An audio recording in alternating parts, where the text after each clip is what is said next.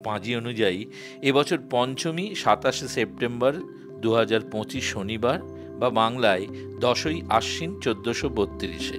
পঞ্চমী লাগছে দুপুর ৩:৪৮ আর ছাড়ছে সন্ধ্যে ৬:১২। এরই মধ্যে সারতে হবে বোধন পুজো।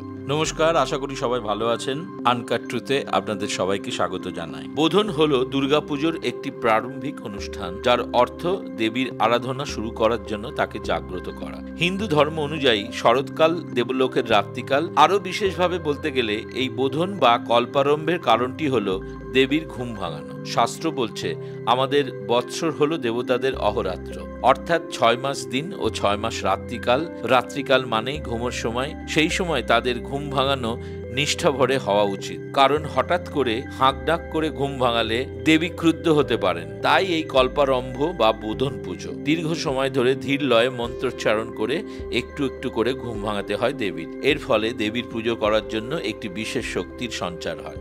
শাস্ত্র অনুসারে দেবী দুর্গা অকালে রাবণকে বধ করার জন্য রামকে সাহায্য করেছিলেন। তখন ব্রহ্মা ও পরে রামচন্দ্র নিজেরা এই বিশেষ পুজো সম্পন্ন করেন। বোধনের মূল শাস্ত্রীয় শব্দটি হল কল্পারম্ভ। কল্প অর্থাৎ বৈদিক প্রথাগত ধর্মগঠিত ক্রিয়া এবং উৎসব, আর আরম্ভ মানে সূত্রপাত। কালিকা পুরাণ অনুসারে রাবণ বধে রামচন্দ্রকে সাহায্য করার জন্য রাত্রিকালে মা দুর্গার বোধন করেছিলেন স্বয়ং ব্রহ্মা। ঘুমন্ত দেবীকে জাগ্রত করার জন্য ব্রহ্মাকে দেবী স্তুতি করতে হয়েছিল।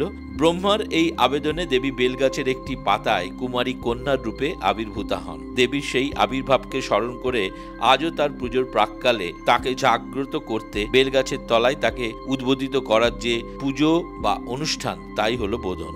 পঞ্চমীর দিন সন্ধ্যেবেলা হয় দেবীর বোধন, দুর্গাপুজোর প্রথম রীতি। পঞ্চমীর সন্ধ্যেবেলা প্রথাগত রীতিনীতি মেনে বেলগাছের তলায় পুরোহিত মশাই পূজার্চনার মাধ্যমে মা দুর্গাকে আবাহন করেন। আর এই বেলগাছের বেলপাতাতেই প্রাণ পায় নবপত্রিকা। নবপত্রিকা হলো দেবীর প্রতীক ৯টি গাছের একটি গুচ্ছ। সেখানেই ষষ্ঠীতে দেবীর অধিবাস হয় পূজার্চনার মাধ্যমে। সপ্তমীর খুব সকালে নবপত্রিকার প্রবেশ ঘটে। সেদিন ওই স্থান থেকে দেবীকে আবাহন করে পুজোর স্থানে নিয়ে আসা হয়। তারপর নবপত্রিকার স্নান পর্ব, এরপর দেবী মূর্তিতে প্রাণ প্রতিষ্ঠা ও চক্ষুদান করা হয়।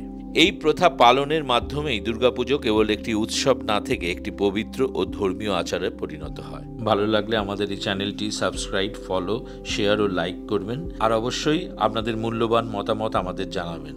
সবাইকে নমস্কার, ভালো থাকবেন।